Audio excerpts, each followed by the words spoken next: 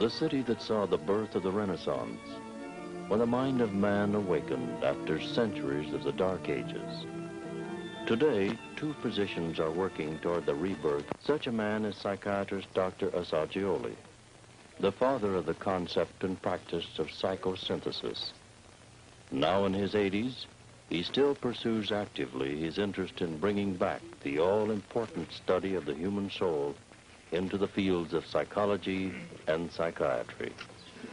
Would you tell us, Doctor, your reason for developing the techniques of psychosynthesis? Surely. The reason is the need of the patient. I have studied the theoretical techniques and then applied them and see if they fit. In each case, in each existential situation of the patient, I had to, in order to help, to use techniques, and used many of those existing and others I invented myself or that I combined.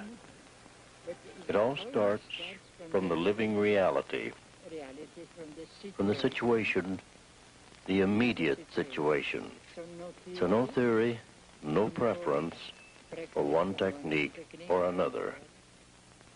In a sense, I say, all depends on who applies it, chiefly the theory, to whom he applies it, how he applies it, and at what moment at which he applies it.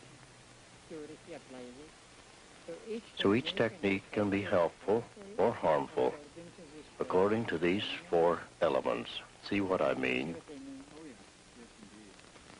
So that gives a great freedom and pliability. But of course that requires intuition and great practice. But it's easy. I think it's a good policy that it corresponds to inclusiveness of psychosynthesis. I try to get the core and the vital part of any teaching, verbal or written. In a sense, our chief teachers have been the patients.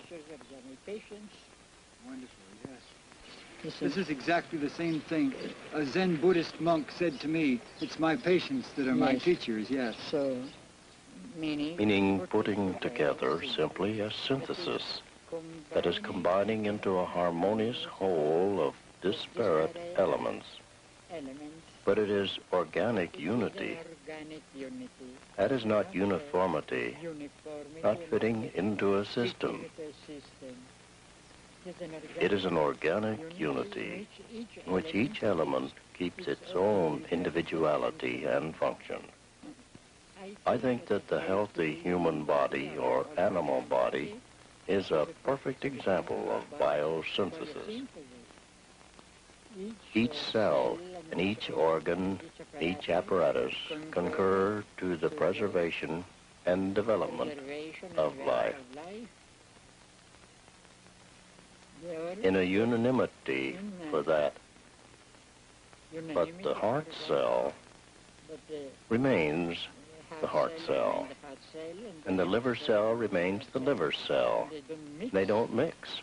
Would you tell me, Doctor, your definition of psychosynthesis? Psychosynthesis is essentially an attitude.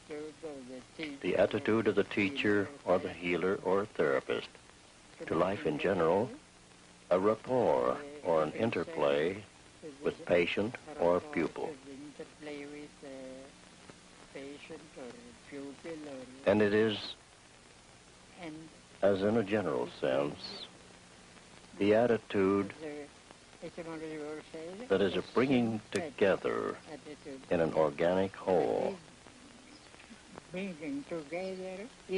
diverse and sometimes conflicting elements, but in an organic whole in which each element preserves its own individuality and function in operation with all the others.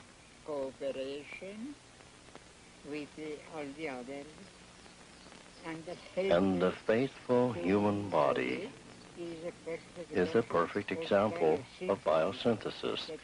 That is, each cell, each organ, each apparatus concurs to the general health,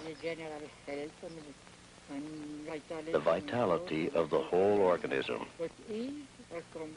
But each completes its own function more or less independently, up to a certain point, independently, but in unison. By that, I mean organic unity.